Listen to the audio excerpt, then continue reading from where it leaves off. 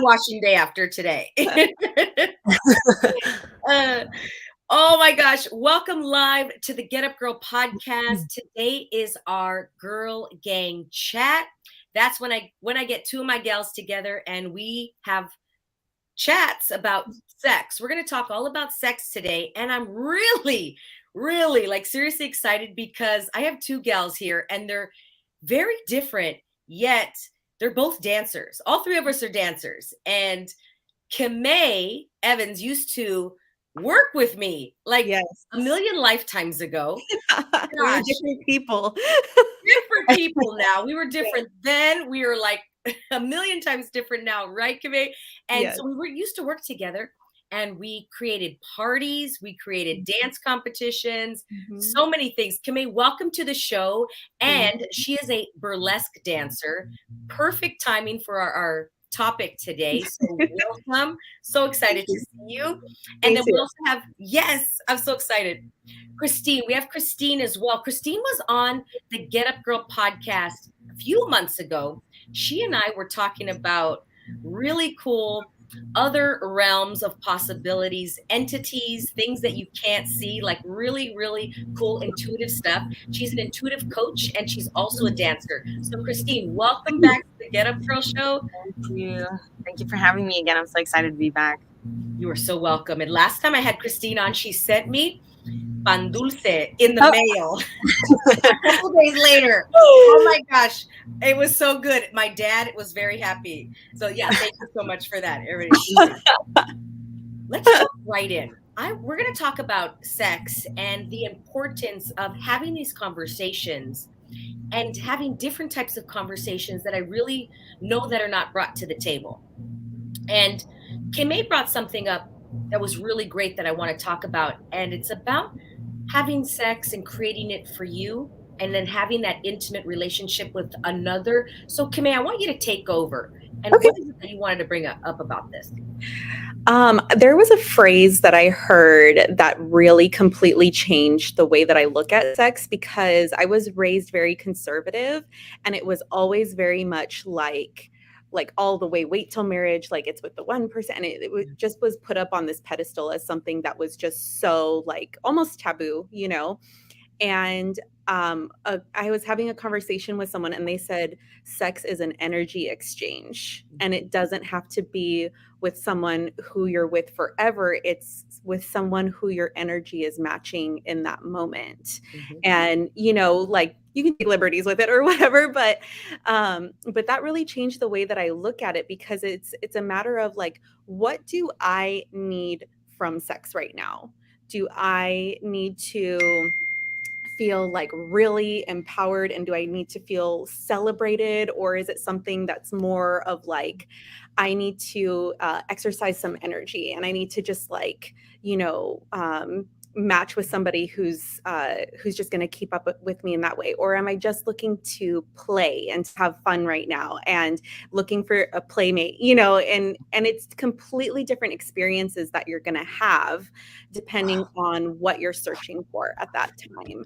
And instead of like consistently looking for your long-term partner and everything like that, it kind of frees me up as like a single woman to take a little bit of liberty and, you know, control over my sex life and allow what I want to allow and not feel like I have to like specifically commit to one person, one thing, one way of looking at it. If that makes sense.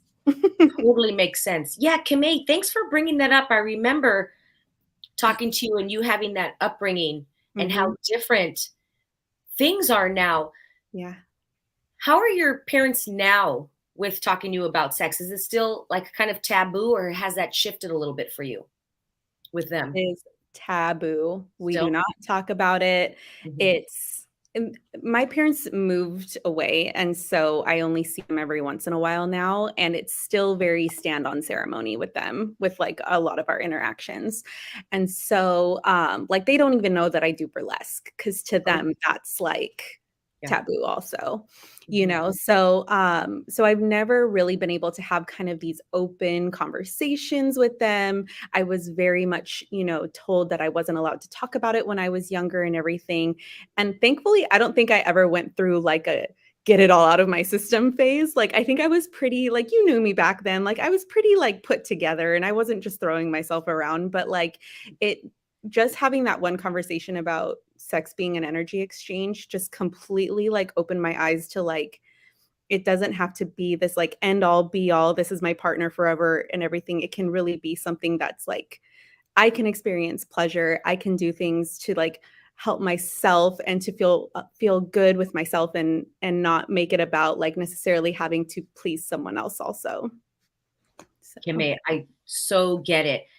Like, at least for myself, and things are still evolving, right? But the way I was raised was still a little bit more open, but mhm, I think it was still in the society and in this yeah. reality the way. So even though if your parents brought you up a certain way, you still heard everybody else talking.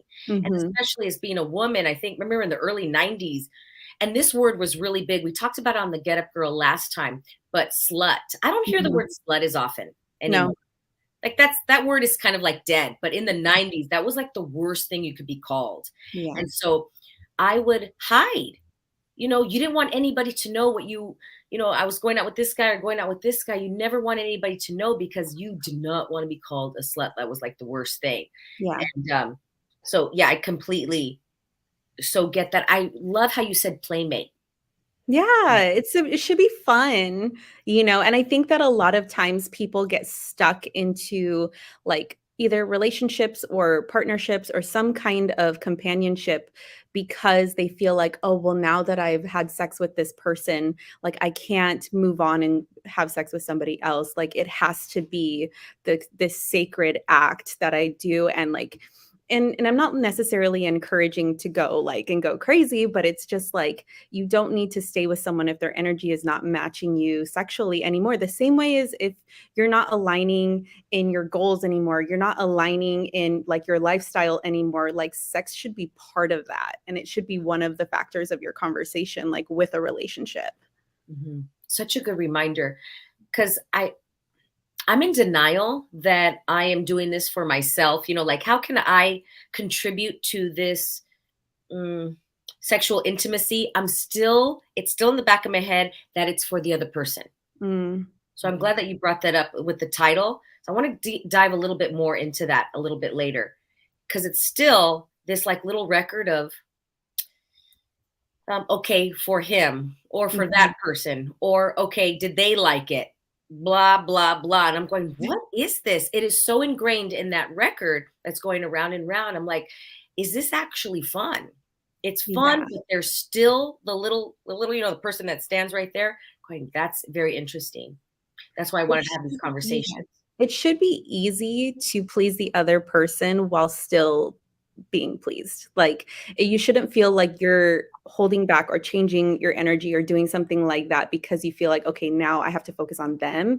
Like, Mhm. if your energy matches, then it should naturally work together. So I don't think it's necessarily a bad thing for you to want to please the other person, but, like, is the way that you want to please them the way they wanna be pleased? Just like a love language, you know? Yeah. Thanks, Kamei. Yeah. Well, Christine, for you, how were you raised with sex? What is your family Um, dynamic when it comes to that?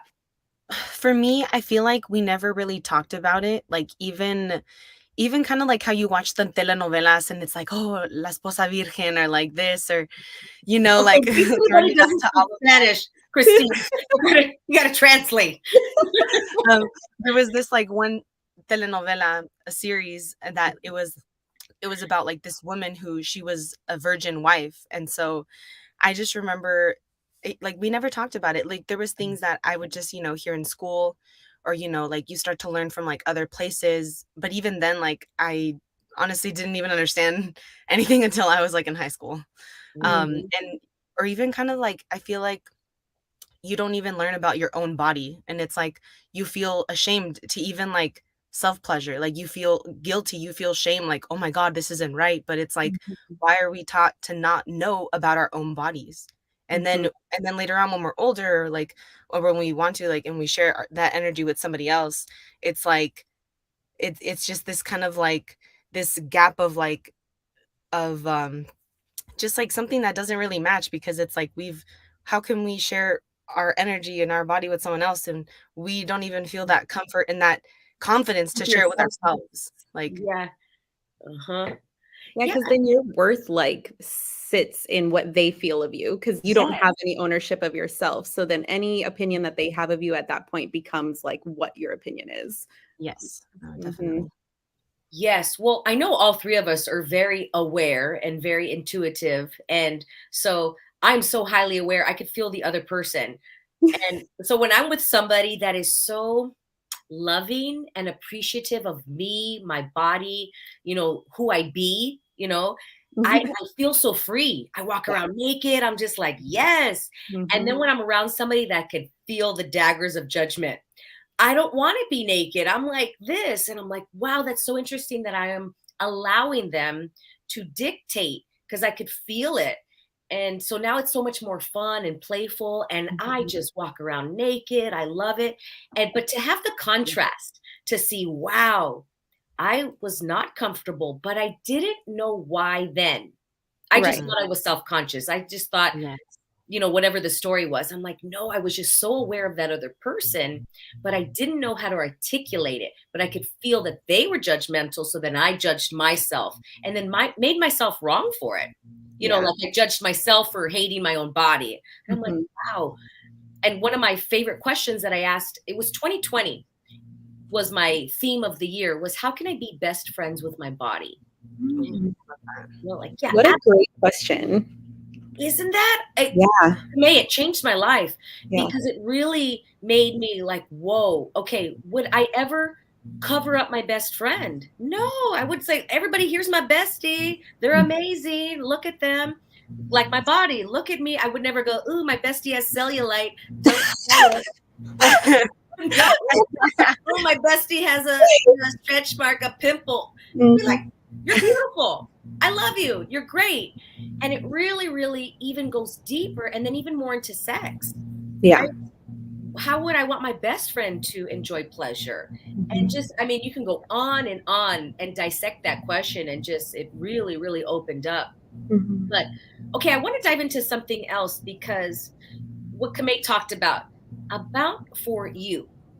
So let's talk about what you've noticed and what you're aware with your other friends and what you hear. And let's just say from the female point of view, Mhm. receiving sex from another person, and let's just say another person, not even a male. Mhm. Do you think that we tend to want the other one to be pleased first, or be pleased more than we do? Let's chomp on that for a bit. What do you think, May?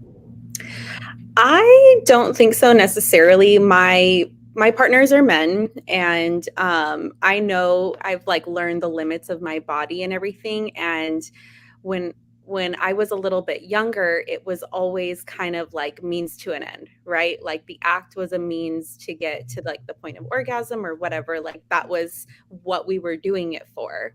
But as I've gotten older and as I've gotten more experienced, and had better partners, it's kind of become more about like enjoying the intimacy of building to then like the act, right? So, or like the reward at the end.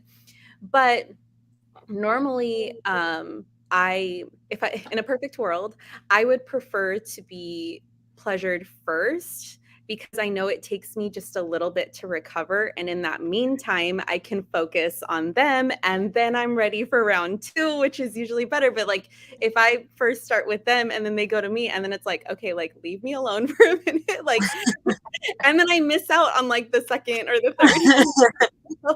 So I have it calculated in my head what I'm doing. You're like, I'm I got laughing this. because We have a plan. I want to ask more women this, because, all right, little side note. My partner, he's like, I'm so like brainwashed that women want it long. He's Oh. like, if you listen to songs, they want it all night long. They don't want a 1-minute man. And he's like, trust me, ask every man. So we think that we have to last forever. And I'm like, Oh my hey, God. what we're saying, this is what I think we're saying, at least what I think as a female. What we're saying is we want the pleasure to last long, but we don't need the penis. You know what I'm saying? For 30 minutes, because sometimes that's painful. And it hurts. And it hurts. Okay, Kimmay, right? Christine, like we're not right, because I'm like, okay, I'm talking to more females. I'm like, right, it can be painful after a while. And I'm like, am I the only one? Because he's like, but listen to all these songs. Listen to every song, and every song's like, I want this, I want big guy, I want that. And he's like, oh my gosh. So he's like training. I gotta go lock. Okay, it means like, rub my back, do this, do that. That's what we want. Like foreplay. Christine, ding ding, right? Yes. We should say we don't want a 1 minute man, foreplay man. That's what we want. Exactly. I just hate that men will they think that foreplay is the F word. They think that doesn't lead to a better experience. They think that, getting straight into it is going to achieve what they want to achieve. And it's just and it could be different, again, that energy. Do I want someone who is going to play all night, or do I want someone where I'm just I'm horny, let's go, So yeah, because we just want a little quickie. Yes, but sometimes let's do a quickie. We got 5 minutes. Let's go. I don't need to be wine and dined. Come on. Yeah. Okay. Well, Christine, for you, how about talking to your friends? What have you noticed? Even everything, just whatever we've talked about coming up. What are your thoughts on that? Yeah. So with my friends, I feel like it's always been easier with them to just we're so open. And I mean, we talk about everything, and I'm just there's no such thing as TMI. We're just oh, this, or oh my God, yeah, I've experienced that too, or even just, yeah, being able to feel, reminding yourself, like Kimmay was saying, reminding yourself that you're important too. It's not just about the other person, and being honest about, what, this, oh, don't do that, I don't like that, or oh, do this, I like this. It's having that open communication of saying what you prefer or what you don't, and listening to your body, because it's if you're gonna ignore it and you're just oh, well, let me ignore my body because maybe they're enjoying it, and I don't want to stop that, but it's hey, you matter too, and you gotta say what you like and what you don't like, so that way you guys can build upon that, and then it's it's easier to connect more, because it's you guys already have that flow of what feels good. Christine, has this come up in your life when you've told partners, hey, I would like this, or I don't like that? What has been their response back to you? Are they pretty open, or do they get hurt a little bit? No, I haven't it has not been a closed door. It's been pretty open, but then I also has been many people, so but so far so good. And I've gotten good feedback of okay, you know what, okay, that sounds good, or I respect that, or whatever. So good. Yeah, how can I like that, because I've been with some partners and they get really hurt, and then I'm like, okay, does this happen to others? I wonder if that's why we are receiving less, or we're okay, I don't want to hurt your feelings, so then I don't want to tell you. That question has come up on this show a lot of times. Well, that's really cool. Yeah, and I think, like Kimmay said, the energy exchange. If you're with that person that can receive and exchange that energy, I think they can receive it. Okay, Salome has a comment here. Once they're done, they need to go. She said no sleepovers. Follow with her appointments. Yes, here's her appointments. Oh my gosh. Okay, gosh, what else is on my mind? Well, Kimmay, what about for burlesque? When you perform, do you feel that evening or that day, do you have some sense of high? What does that contribute to your life and your sex life and your best friend, your body? So if anything, I danced with vixens for a long time, and that kind of helped me really get in tune with my body, really always have ownership over it and everything. And burlesque kind of takes it to the next level, because it's a completely different discipline.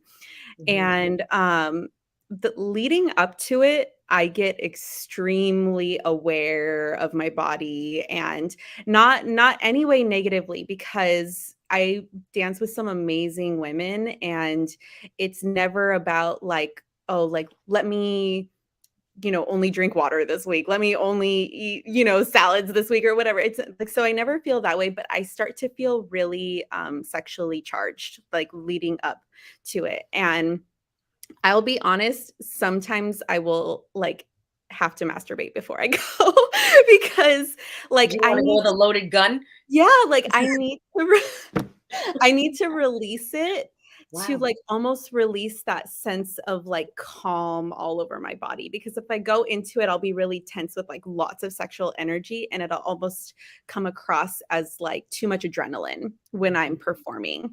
So going into that night, I always say that like the first 5 minutes after I get off stage is like the best time for me to go like have sex with somebody because Mhm. that's when I just feel so in control, like so beautiful, so like I said, ownership, so much ownership over my body. And but it's really funny because a lot of people have like this dichotomy of being like a really sensual sexual performer, and then they're like really kind of like vanilla on the other side of it. But I feel like I'm one of those exceptions where it's like I really like to experiment. I really like to play. I like to have fun, and I like to like do those things. So I almost feel like burlesque feeds it instead of like fighting with like my natural personality. So I just kind of feel like it's this eruption every time I perform. That makes total sense because when I would dance like in heels, people would watch me and go, "Oh, Joanna, you're probably hanging from the chandeliers and like it really crazy." And I'm like, "No, I'm actually really pretty tame." You know what I mean? So I totally get mine was the Yes, I remember you telling me that, Joanna, back when we worked together. You said something along those lines, and I was like, really. "Really?" Like, See, even you were surprised. yes. Wow. Okay, so Kimmay was talking about Vixens. Vixens is this dance company that dances in heels, and it's a little Mhm. faster choreography. Now, I Yeah. want to get this correct. The burlesque is a little slower, more teaseful. Like, what is the difference? It's not necessarily slower, but the act of burlesque is the tease. It's about connecting like more. They always say like when dancers come into burlesque, they'll like perform up to the crowd, and that's not what it is. You have to make Mm. eye contact with each individual person. You have to put moments in your routines that warrant applause, like that warrant the screams, that warrant the cat calls, because cat calls are currency in burlesque. And it is about like the art of like stripping down and everything like that. So I stripped down all the way to like pasties and like a thong basically. And so it's about a combination of the performance of your costume, of the routine, and then the tease all the way to the end. So Vixens, it was very like dancer, commercial. It was sexy, it was sensual, but it was very like projection performance based versus something that is way more intimate. So interesting. I so am like visioning watching you. I want to go. I want to watch a performance. I have a Do you- residency, so Heck, yeah, I'm there. Do you do a solo? yeah. Oh my gosh. Ooh. You would have So died, Joanna. The last one I did was Britney Spears themed. I did Boys by Britney oh, Spears. But in August, we're having a Michael Jackson show. I feel like you should come to that one. heck yeah. Yeah. Christine's Mhm. got to come up I, with her yes, fun dulce. I'd love to go. At At the end. the end, yeah, We should we'll do go. a fun dulce, little burlesque. If anybody's listening, going, "What is that?" It means sweet bread. Sweet bread.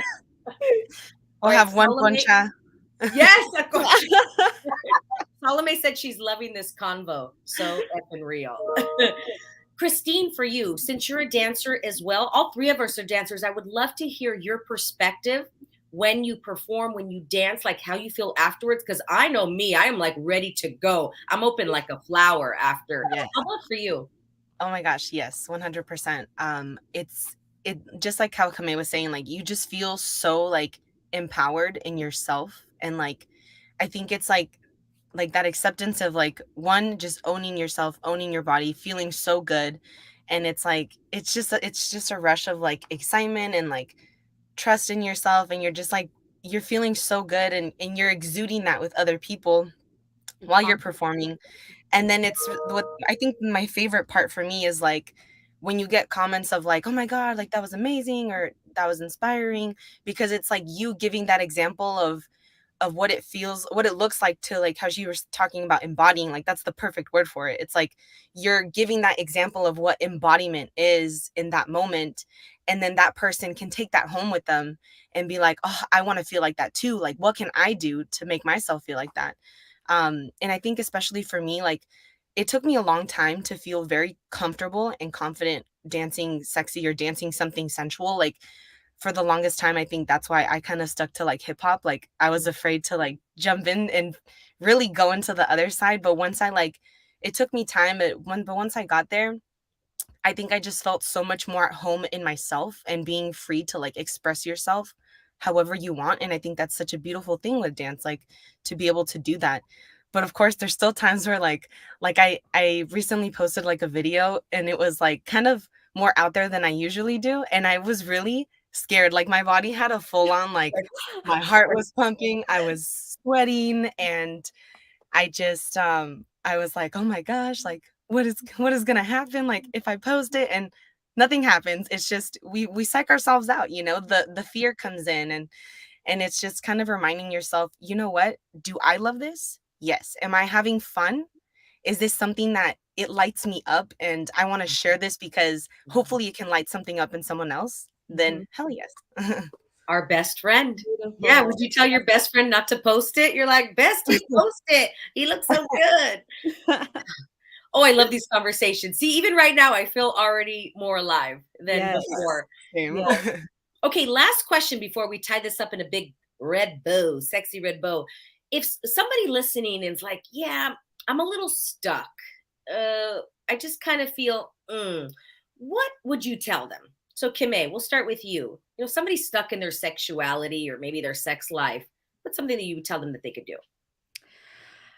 I think that a lot of times that people feel stuck, it's because there's a certain thing about their body that maybe they're not happy with, or like that they feel self-conscious about, or like you said, like you've had partners in the past that you felt kind of the judgment, and maybe that's something that's resonated. And an exercise that I've kind of done in the past is to like select the body type that or the part of your body that you're feeling your insecurity come from, and like stand in the mirror, look at it and talk to it and tell it how much you love it and tell it how thankful you are for it and for everything that it does for you. And I did this exercise recently, and my biggest insecurity was actually kind of like my face, because I have adult acne that I can't get rid of. And I also never had braces, so I have like crooked teeth on the bottom. And so I always felt that that was the thing I was the most self-conscious about. And I started in the mirror and I was saying, thank you for being my smile. Thank you for being what shows other people that I'm listening and that I love them. And, you know, thank you for being what expresses my love to other people and everything. And like as soon as you take the ownership over that part that is maybe making you feel a little bit insecure, I immediately was just like, there is no reason for me to feel like insecure and to feel like I can't go out and find a partner, you know, because like at the moment I'm single and I do feel like sometimes I get stuck like, okay, it's because I'm not 120 pounds, because I'm not, you know, I don't have perfect teeth. It's because I don't have perfect skin. If I had those things, I would be able to find a partner. And it's like not the truth, you know? And so like remembering that every single part of your body is contributing to like who you really are, and really loving that part of your body, I think is probably the best thing that you can do and the healthiest thing you can do to put you in the right headspace to now meet a partner who's going to match your energy, who you're going to have amazing sex with. Well said, Kimmay. I love that. Looking in the mirror and talking to your best friend. Yeah. Yes. That's why when you said best friend, I'm just like, that's exactly how like I want to think of it. I'm going to start referring to my body as my best friend now. Like, Come on, absolutely. bestie, let's go. Yeah. Yeah. You're so cute. Yes. Yeah. Kimmay, thank you. That was amazing. Yeah. Christine, for you, somebody listening, what would you tell them? They're stuck. I would tell them to kind of like just take time to like tune in to what you need. Like, does that mean, maybe you need to go take a bath for yourself? Or if you don't have a bath, like maybe just take some time to like, just sit with yourself and like, I really love what you said of like admiring and like and sending love to that part that you don't feel too much connection with. But yeah, I would say just, yeah, tune in and start to do little acts of love for yourself. Like Mm. date yourself, little acts of love for yourself. Maybe I don't know, like take some time to light a candle and just lay down in bed and like explore yourself. Like, what do you need? What do you need in this moment? Maybe you just need a hug. Maybe you need to like, maybe you want to explore, maybe you want to do something crazy. Like do whatever is calling to you and like allow yourself to explore that. Maybe you need to cry. Maybe you need to like just, take some time. Just take some time and listen to what you need. Just tune in. Hmm. Mm-hmm. Christine, I love how you talked about the bath. Take a bath. You know what just hit me as you were talking? I'm really having a big contrast from now, like speeding up as opposed to the quarantine times. And when we were quarantined a couple years ago, my life really slowed down, as all of ours did, right? At least some industries. And I really got to like fall in love again with my best friend. And I'm starting to lose that again with the hustle and bustle. Yes. And as you Mhm. said, Christine, what do you need? And I need less the to do.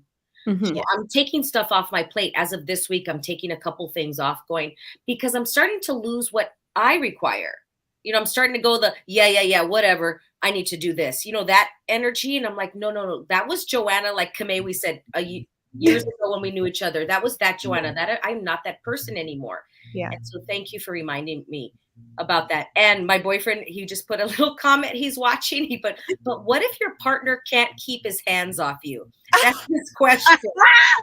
I don't I know. would say, does your partner have a brother? Everybody asks them that. Do you have a friend or a brother? Unfortunately, they would all be taken. Yes. Always are. Thanks, sweetheart, for watching. Thank you, everybody, for listening or watching, even live or afterwards on all the podcast stations. And if you're listening to a podcast, reminder, you can also watch this on YouTube, on Facebook, Twitch, all the places where you can watch something. That's where we go live. Thank you, Kimmay. Thank you, Christine. I mean, I already feel good after these conversations. They're such a contribution to me, and that's why I started them. I wanted them to be a contribution to other people listening, and so that they can hear themselves in each person. So somebody can hear themselves in Christine, and somebody can hear themselves in Kimmay and in myself. So thank you so much, gals. You, And Joanna. Thank you. I love you both. I really appreciate it. And if anybody wants to follow you on Instagram, we're going to have, just swipe up and then you could follow them there as well. And anything else, gals, before we wrap it up? Love you all. And we'll see you next time. Anything else, Kimmay, Christine? No, I'm just really happy to have this discussion. It's so funny, Joanna, because you and I know each other in a different life too. And so it's really fun to now have this discussion with you and be able to kind of reconnect on a completely different plane. So I love this. Yeah. And on a side note, I tell my boyfriend often, because he did not know me in that million years life ago. And I'm like, babe, I was very, very different. So I'm like, you should talk to him and go, Joanna was so different. Yeah. Yes. This is a lot of $1,000 of therapy and meditation and coaching and retreats. A lot of retreats. Oh, I love you gals. Really appreciate it. Mwah. And thank you everybody for listening. And we will see you next time on The Get Up Girl.